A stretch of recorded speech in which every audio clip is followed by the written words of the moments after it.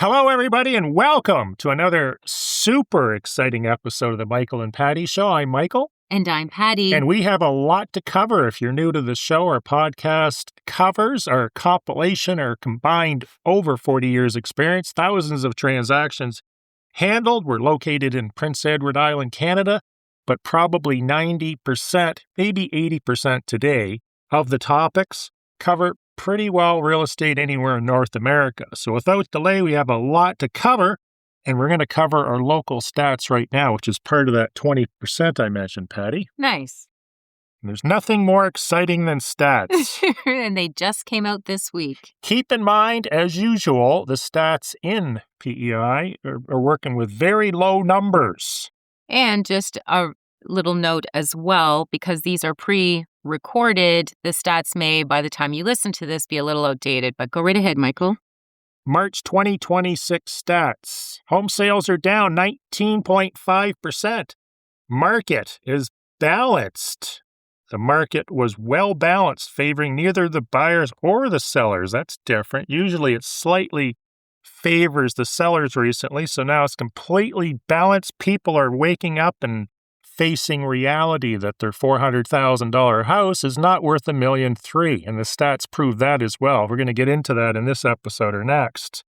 Patty? And that's pretty consistent. So having gone to the real estate conference that I attended in the States almost a month ago now, the U.S. market for most of the states are a balanced market, but in favor of the buyers. We have been, for the last couple years, a balanced market in favor of the sellers, and we typically end up following what goes on down south. So I'm not surprised, but it's finally here where we're a balanced market, and probably by the spring, which summer will be a great time to buy on PEI if you're a buyer listening, because the market should end up transitioning the same way as it has in the U.S. New listings are down 3.8%, probably because they can't find anything they want to buy, so they're not going to list, obviously, unless they're leaving the province, and then they're probably going to find that the prices in those other markets could be exponentially higher.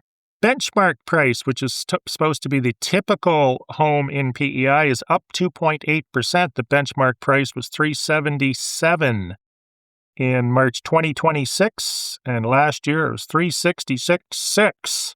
Moving along, we're going to talk about destruction of a house and how being penny-wise and pound-foolish is a stupid thing to do. Recently, Patty and I came across a house where the home was vacant. The owner or owners had moved out, probably more like a senior situation, and they thought they would penny pinch and turn the water off, and they even asked to have the meter removed and turn the heat down to 0.001 degrees Celsius over freezing, only to find out, try to fire up the house a few years later, and we may have a situation where the entire house has a destroyed plumbing system, because when it's not drained professionally by a plumber, not someone that doesn't know what they're doing, which evidently was the case in this situation because even the meter's frozen, you have the risk that the ice in the pipes, the washing machine for your clothes, the dishwasher, the faucets, the drains is all going to freeze.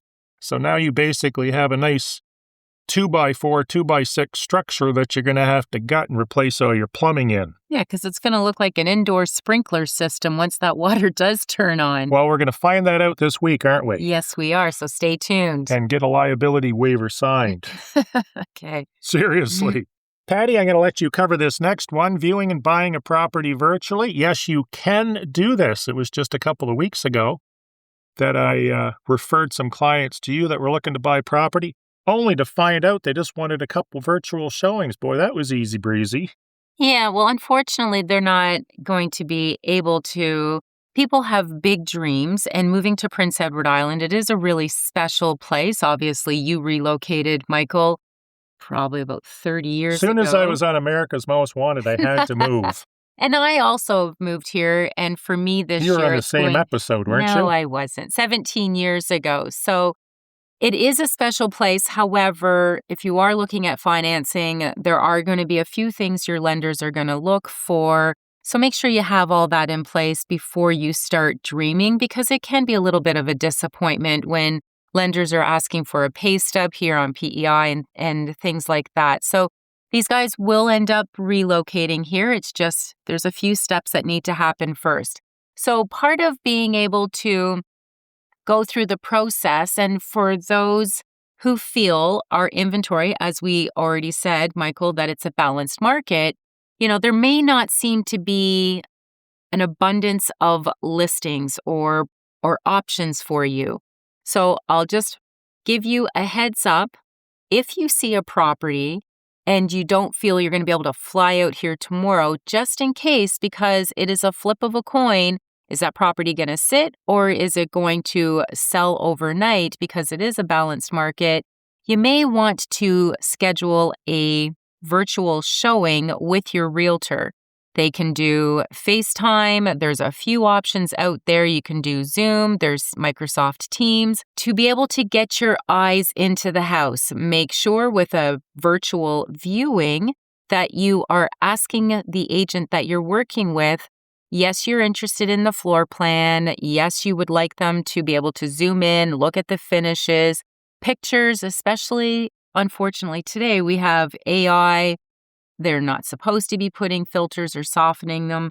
But I know I had taken clients physically through a house 2 weekends ago now, and the pictures looked amazing. And when we got in there, it was a very tired house, and therefore the price definitely did not align with the visual product once we got to experience it. So make sure they're looking for things like that. The other thing is part of a video or virtual viewing, make sure you ask to do the smell, a smell viewing. What does the house smell like?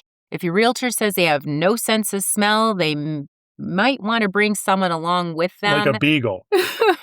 Well, a beagle's not going to be able to convey or articulate what kind of smells that are in the home. Some smells that you may think, well, that just seems silly, but I know I have shown properties where my clients didn't have a very, good sense of smell.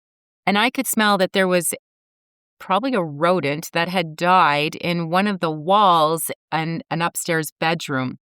And I was able to narrow down, it's this room and one of these walls in here.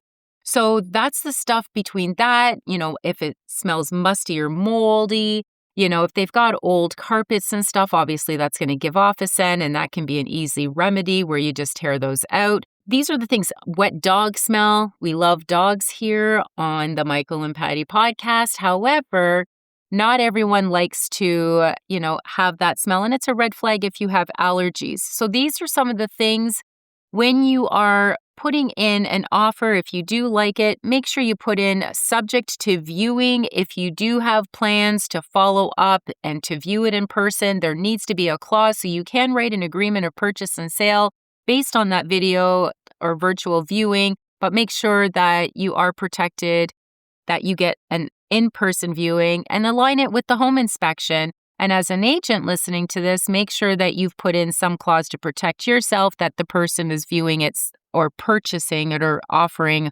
sight unseen. Michael, did you have something to say? I think what Patty is saying is you're going to make your offer subject to viewing, which may or may not include an on-site viewing.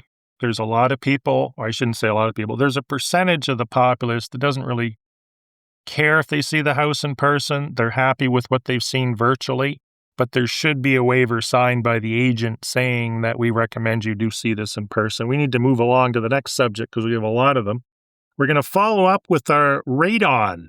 So we had a meeting covering radon infiltration, which apparently comes from underneath your house in the form of a tasteless, odorless, colorless gas and can cause cancer, from what I was told. Bottom line, without reiterating what we said on the previous podcast, is you're looking about $300 to do an instant on-site test. Well, I shouldn't say instant. I think it takes a few days. The machine has to sit there. Ideally, and you can get this through the PEI or Nova Scotia Lung Association. And of course, if you're in a different province or state, you can probably order them online or from your government. But the kits here are $55. And this is the best way to test it, according to the experts. And it sits there for 90 days. And then it's sent to a lab, which is inclusive of the $55 with the exception of shipping. And then they send you a full report back. Something you might want to consider doing, whether you're buying or living in a house, to make sure you don't have radon. Yeah. And just as an added peace of mind, if you're a seller, you may want to do this preemptively before you offer your property on the market. And for more research about radon, just go do what I do. I just go to Google, type in ChatGPT, and then I get ChatGPT to answer the question. We had, what else here? Quickly, ideas to reduce your bills. Recently, I noticed my cellular bill, my internet bill, were going through the roof. So I renegotiated all these, basically cut about 60 or 70% off of them because these plans were from 20 years ago or more. And they're taking advantage of my loyalty towards the company. But probably one of the biggest thing you can do is renegotiate all your subscription fees, reduce those ones you aren't doing. You can appeal your property tax bills, which of course the government sends you the form once a year. They have indicated on the island here that they don't like to reassess things in midstream. Whether or not that's legal, I don't know. You can research that. Get discounts on oil and propane bills. Many of the oil or fuel suppliers will not only give you, say, a $400 or $500 sign-up bonus, but a lot of times they will discount those fuels. Yeah, and sometimes some places of employment will offer an incentive program to also get those a discount. And make sure all your stuff is working. I don't know how many people have oil-fired boilers, oil-fired hot water tanks. They have heat pumps. We don't see a lot of air conditioning systems here. Usually they get heat pumps because they give you hot and cold.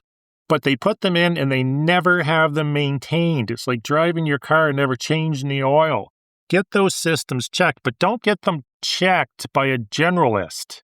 Get them checked by someone that specializes in boiler service. For instance, 40 below. Can I always remember it's 30 or is it 40 below? It is 40 below. So 40 below.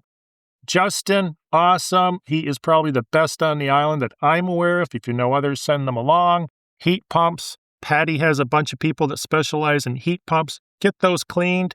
Evaluate electricity consuming devices. You can actually get a kit, and I'm not suggesting you put it in, hire an electrician, where it will monitor each and every line in your house and tell you what's consuming power. Yeah, and because appliances, you may think, well, I'm going to be out of pocket today replacing this old fridge, so we're just going to try to get as much life out of it as we possibly can, without realizing it is costing you $20, $30 extra a month on your electricity bill to run that. So by getting a new one, it will end up paying for itself within 24 months. Dryer vent cleaning not only increases the efficiency, but it also reduces probably the number one cause of fires in houses. So get your dryer vents clean, especially if they're long.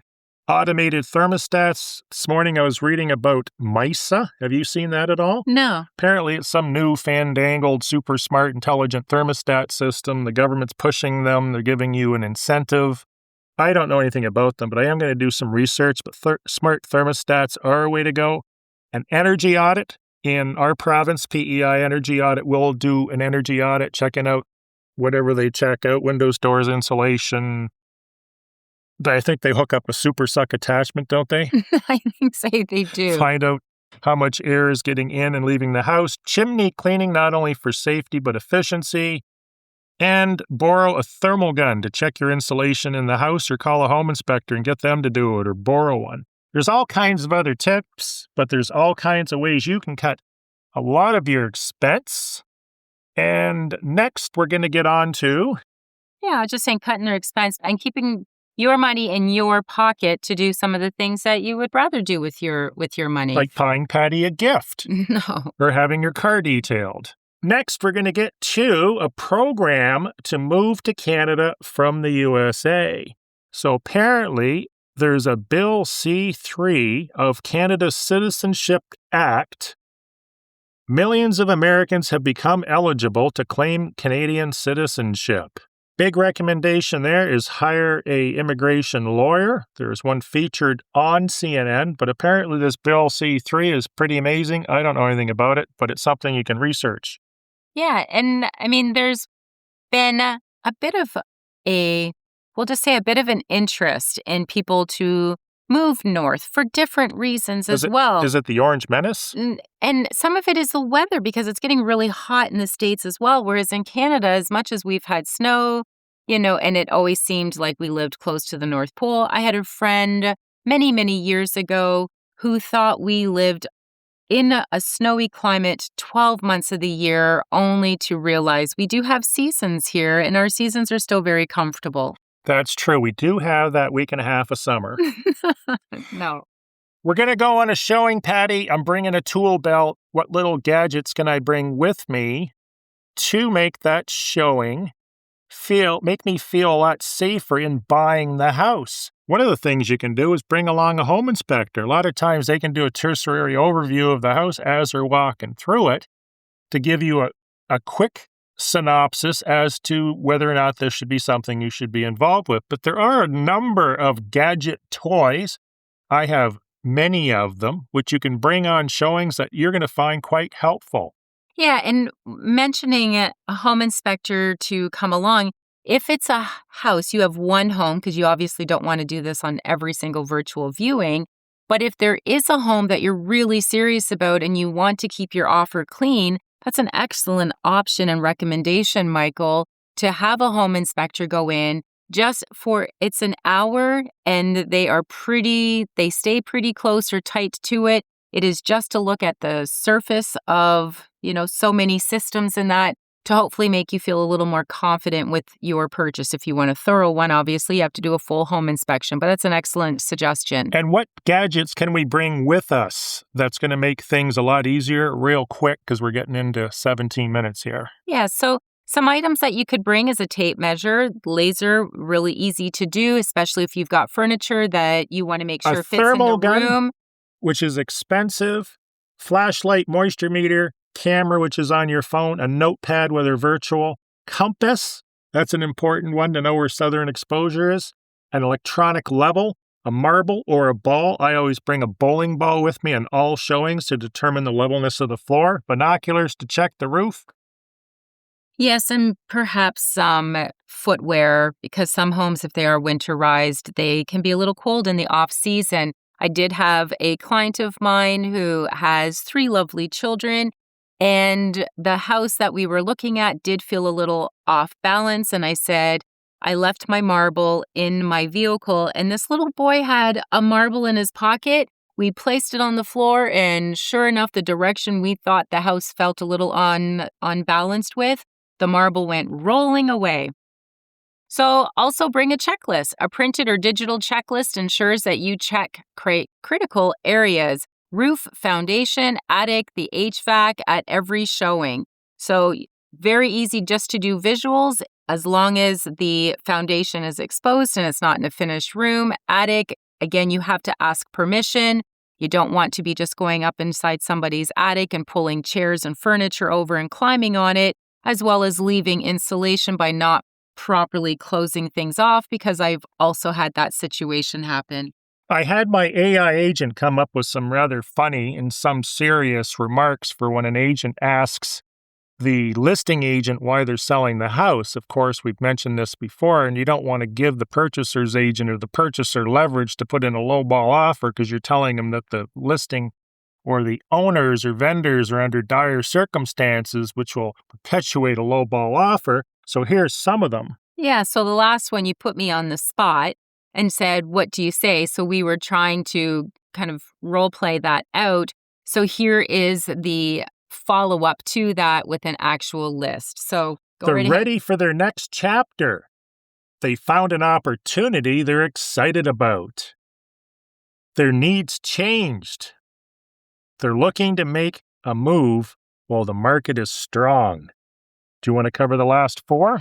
That's something I'm not at liberty to discuss, but I can tell you they're serious about finding the right buyer. Again, these are all to keep the power in the seller's hands. They love the home, but it's time to move on. I'd rather focus on what makes this home a great fit for your buyer. Want to talk about that? And the golden rule, never say anything that signals urgency, financial pressure, divorce, job loss, or a tight timeline. Those are negotiating gifts to the buyer. For instance, they're building a nuclear power plant next to your house, and they're also installing a wastewater dump beside it. Yes, good things to know. Patty, I have a bone to pick with you. Okay. Is it legal to write a contract to buy or sell a house and make that contract fair? And what you said is that contract has to be fair. And I said, no, it doesn't. The contract has to be signed and agreed to. It never has to be fair. And the fairness is basically going to come down to the motivation of the buyer or seller, but it doesn't have to be fair. So I ran this by my assistant. Yeah, I think Claude. you're kind of misconstruing the conversation, but go ahead.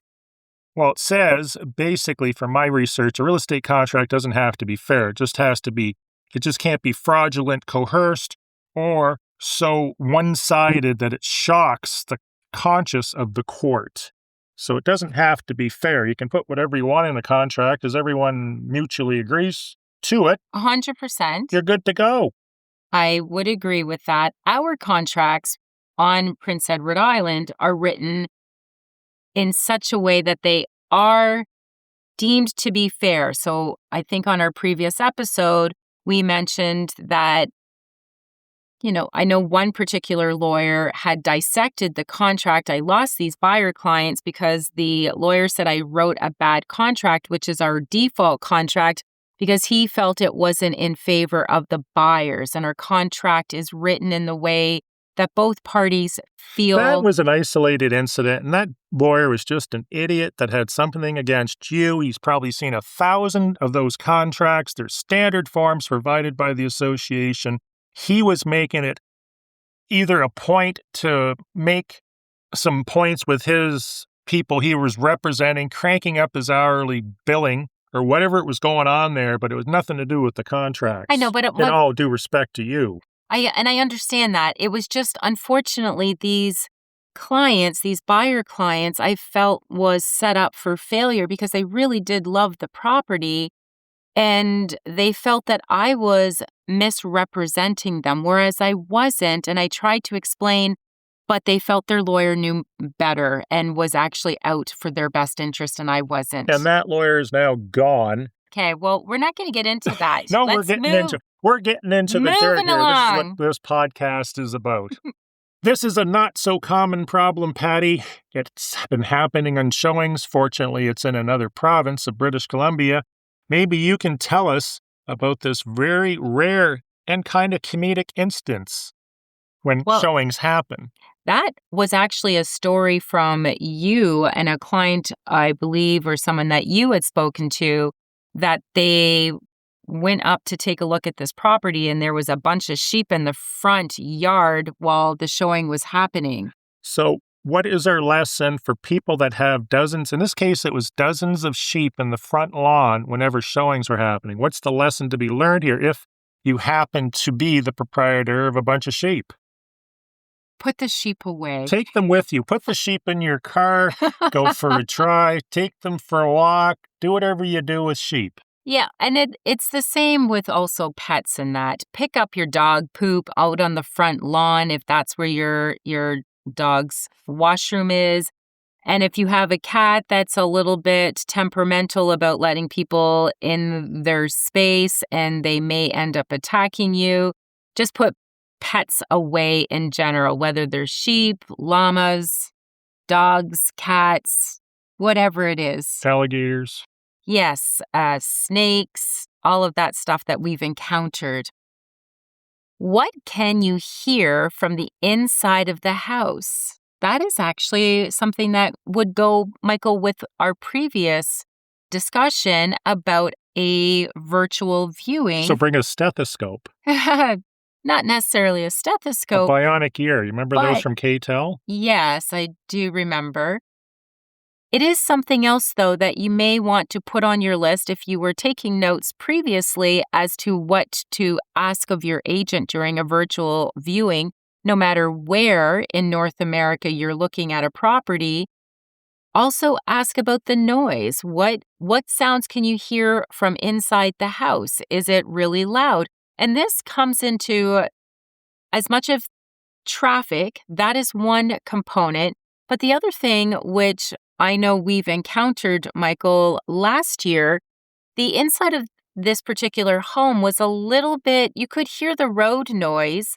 Not that it was in a high traffic area. However, it turned out nothing to do with, well, it's just a busy area, the road. It turned out that the insulation and the outside wood of this structure had completely rotted and was allowing the siding, like the sound, to penetrate through the vinyl siding. And once that homeowner had sealed everything all up and had to rebuild that entire wall, that inside house now is very, very quiet. So it may also be an indication as to what might be going on inside the walls or hidden under the siding. But what about the opposite? I was in a house that was designed by an engineer. They had ICF walls, which is poured concrete with insulation on both sides.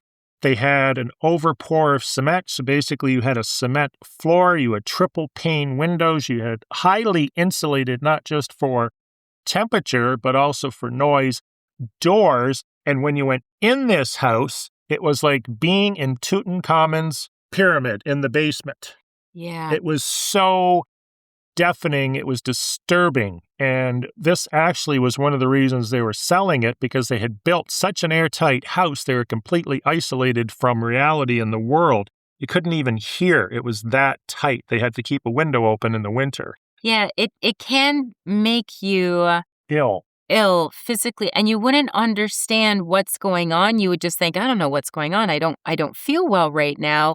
I was at, and I know we've mentioned this on a previous episode, I was at a house with ICF foundation all the way up to the rafters, and the owners could tell I was just making some gestures. My eyes were kind of, What gestures wincing, were you making? like kind of closing my eyes a bit, just kind of rubbing my forehead, because I felt almost like this pressure headache starting. And it was the husband who ended up saying, Patty, are you okay? And I said, yeah, I'm okay. Yes, yeah. And he said, is it too tight in this house for you? And I looked at him and I didn't know what he was talking about, because this was early on years. And I said, I'm not sure what you mean. And he said, this is an ICF house up to the rafters, and some people can actually become, headachy and not feel well. He said, because there's no air at all. So as soon as he cracked open and it was spring, as soon as he cracked open the patio door, it was like the pressure was released inside of this room, this house. And I started to instantly feel better. So those are things too, as much as, yes, noise, but how deafening quiet we actually seem to exist. And I don't know what the science behind all of this is, but with some minimal white noise always happening in our background. And there was just none in this house. Well, you just left that open for jokes. No, I didn't. Moving along. Listing a multi-million home versus a $150,000 home. And how they should be treated the same. Yes, absolutely. And we're going to get into the vendor psychology behind it all? Yes, we are. Go right ahead.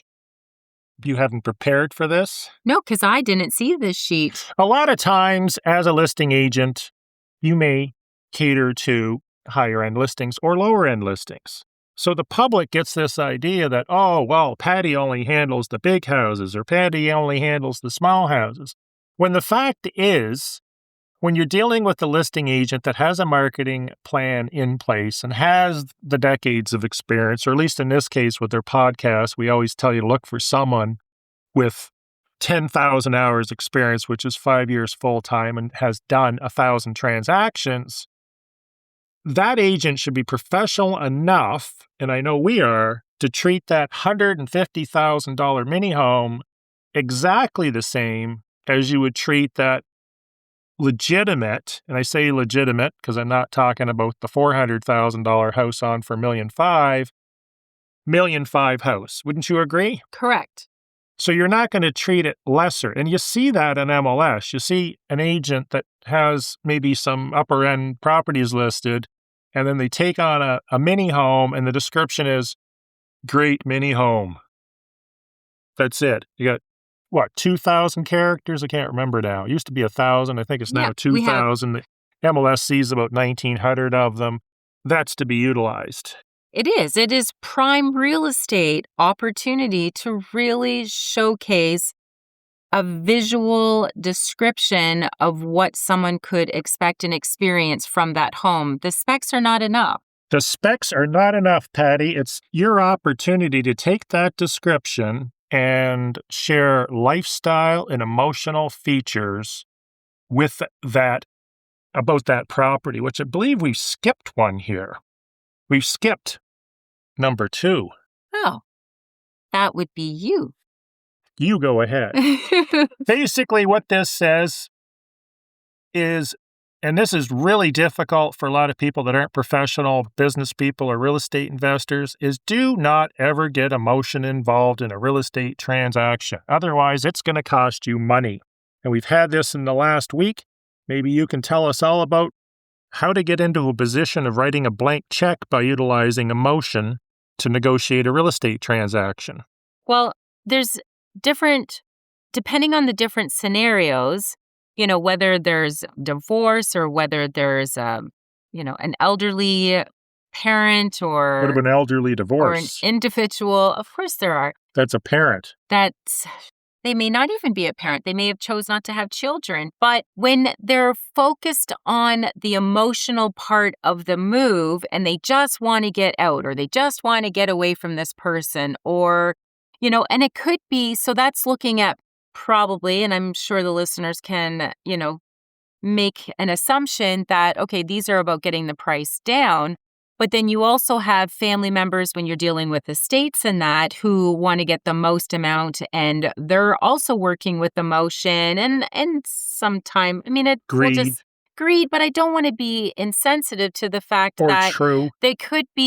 It could be grieving, and they're just angry and this is sometimes how it comes out. So there's all this psychology behind all of that. However, by allowing emotion to become introduced into the sale of a property, whether it's land or a structure, whatever it is, you are inevitably writing a blank check. You are saying, here, you know what? I'll give you X amount of dollars back. Or, you're, again, and covering it in this episode, you don't want to give leverage if you're a seller to the buyer, little buyer gifts by saying too much. So you have to be very aware of the things that you are negotiating or the information that you are sharing with somebody. And that's where having a realtor involved in the transaction can be so golden because they're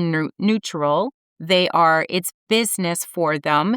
You shouldn't become friends with your clients until after the transaction because then you start to blur the lines. So always make sure if you're a realtor and you are handling an emotional transaction to just maintain boundaries, make sure that you're working on your clients within your client's best interest. My goal and objective is to get you the most amount of money in the time period that is conducive or works in an alignment with what that client would like, and not allow them to work against the process. Working against the process looks like posting on Facebook that you're losing 200 some odd pounds by getting rid of your ex and you just, you're selling the house, it's on the market, look at the listing. This is where you're allowing emotion to get in and work against you. So be very mindful of that. Make sure that you protect because, hopefully you have many, many years depending on your life situation. And your money is your money. That equity established and built on that property is your money. So hire a professional. You're worried about what it's going to cost you to hire a realtor. What you should be worried about is what it's going to cost you by you speaking directly to the buyer, the opposite side. And again, if you're a buyer and you're telling the seller, you're showing your hand like a poker game, all the things that you love about their place, you just basically wrote a blank check as well, because the seller's going to sit there and know how much you want the property. It's a move. This is the only one you could find. And you just sang like a canary, and now you're going to end up paying too much as well. So these are things where you don't allow emotion. That middle person can be invaluable to you and keep your money in your pocket. And use an agent that's not emotionally involved in getting the commission. They always say the worst thing a real estate agent can do is calculate the commission in their head if they sell a certain property, which is getting emotion involved in the transaction, and then that agent really isn't looking after your best interests entirely. They're thinking about the commission, particularly on higher-end properties. Yeah, You want an agent that doesn't care. You want an agent. Whether they make that sale or not, they don't care. What they want is they want something that's right for you. Whether it takes a day, a week, 5 years to find that property, that should be their number one concern, not closing a deal that has a juicy commission. Yeah, or selling the property overnight. You want to make sure that, unless that's the seller's objective and goal, but you want to make sure that you service the clients, whatever side of the transaction you are on, to get the best deal and to get the most amount of money. If that's what they want. Well, exactly, because some just want the closing's more important than the price. And I remember a transaction. I actually made an offer on this house along with 100 other people. And this house was probably worth, I don't know, $200,000 or $300,000. And the vendor just said, I want this thing like gone tomorrow. I don't need the money. I don't care. They put it on for $100,000 and they had dozens of offers. So in that particular isolated case, the owner didn't care about the money. He just didn't want to be putting up with what was the equivalent of a hoarder's home he inherited. The market will correct itself. If you list it low and you allow... The market sucked because we missed out on that house by, I think, $7,000. Did ya? Yes. Well, that's not good. We didn't like Mr. Market that day. And we're already tens of thousands over ask. And again, the market will end up speaking to you. So if you are assuming that you're underpricing, just be mindful if you're pricing it low. So where my head just immediately went is when a seller hears an agent who knocks on the door, gives them a call, I have a buyer. I just want to plant the seed in a seller's mind. Who is that agent representing? Their buyer client trying to get it at the best price for them, or are they representing the seller? So I would say you should have your own representation and not take the path necessarily of least resistance, because you have to ask yourself, is that agent pricing it at a price that they know their buyer is willing to write the check for the property? And we really haven't seen that business plan here. I know they were trying to make it illegal in other larger centers where they're putting every house on, whether it was worth $2 or $3 or $4 million for $500,000, because they knew the market, because real estate is priced fairly, despite some overpriced sellers that think their house is worth a lot more, and it isn't. It just takes them years to figure that out. But I know in the larger markets, they've tried to make that illegal. I lost out on another transaction. It was in Ontario. We offered, I think, $550. It was I can't remember, it was a duplex or something, and they had 24 offers and it sold for $975. In that particular market, that was their business plan. Just throw out any number, because they knew, and this is the point to this, that the market would establish market price. In the case of the little house that we lost out on, it was probably worth what the buyer paid for it, even though we didn't get it for $7,000. Yeah, so you should be aware of your market, and is there a buyer pool out there? Because if you don't have a buyer pool, you might... Is this in ground or above ground? Okay. Thanks again for listening to another episode of the Michael and Patty Show, otherwise known as MAPS, PEI's podcast that helps guide and navigate you through the buying and selling, and a little bit of Prince Edward Island. We also have, if you're looking for an extension of this, the Michael and Patty Facebook. It's a private Facebook group called Moving to Prince Edward Island, spelled completely out, where it is filled with little summaries of each episode so you can determine which episode is applicable to yourself at that time. Also, we have Toolbox Tuesday. We have 2 Toolbox Tuesdays that I think one's already been released and the next one's coming up this week. on things with regards to radon. So if you do want to know some more information, there is a list of things. One's on education and one's on just with regards to services and where to go for it. Send a request. Michael will end up accepting you into the group. 2 or 3 weeks later. It's a lot of fun. Thanks for listening. We appreciate each and every one of you. Have a great day. Thanks for following and listening in. Have a great day. That's it. You can't say anything more. That's it. It's done. Okay. We're done. We're finished. That's a wrap. Over and out.